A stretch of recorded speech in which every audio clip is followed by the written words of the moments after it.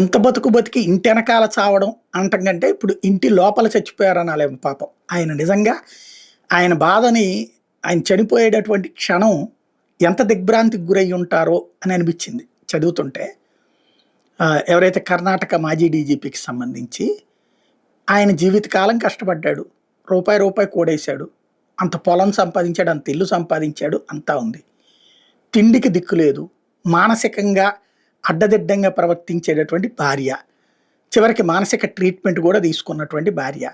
ఎప్పుడూ మొగుడి మీదన పడి ఏడ్చేటటువంటి భార్య. మొగుడిని తీవ్రంగా ద్వేషిస్తూ ఉండేటటువంటి భార్య. అయినా సరే భరించాడు. తన వృత్తిలోకి సంబంధించినటువంటి ఇక చివరికి కొడుకు దగ్గర ఉంటున్నాడు, లేకపోతే చెల్లెల దగ్గర ఉంటున్నాడు. ఎందుకని? ఈ భార్య మనస్తత్వానికి సంబంధించినటువంటి మెంటాలిటీనే కూతురుది కూడా. అంటే తల్లి కూతురు ఇద్దరు కలిసి ఆ భర్తని ద్వేషిస్తుంటారు, దూషిస్తుంటారు.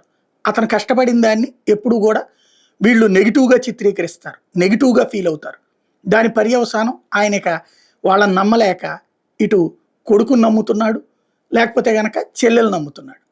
ఇప్పుడు తన సంపాదన తన సొంత ఆస్తితో కొనుక్కున్నటువంటి భూమి అట 17 ఎకరాలు. అందులో అది కాకుండా ఉన్నటువంటి ఆస్తులు భార్యకి కూతురికి రాశాడు. కానీ ఈ 17 ఎకరాలు కొడుక్కి నున్ను చెల్లికి రాయబోతున్నాడు అన్నటువంటి దగ్గర నుంచి చేయడానికి వీల్లేదు అని చెప్పి చంపేయడానికి సిద్ధపడితే వెళ్ళిపోయి చెల్లెల దగ్గర ఉన్నాడట ఆయన. ఆ చెల్లెల దగ్గరికి కూతురు వెళ్ళి లేదులే అట్లాంటి ఏం జరగదు అని చెప్పి ఇంటికి తీసుకొచ్చి ఇద్దరూ కలిసి చంపేశారు. కళ్ళల్లో కారం కొట్టి కత్తులతో పొడిచి. ఈ చావు పగవాడికి కూడా రాకూడదు. ఎందుకంటే కట్టుకున్న భార్య, ఏది కన్న బిడ్డ కళ్ళెదురుగుండా తనని హత్య చేస్తుంటే, హతమారుస్తుంటే ఆ క్షణంలో ఆయన మానసిక పరిస్థితి ఏంటి?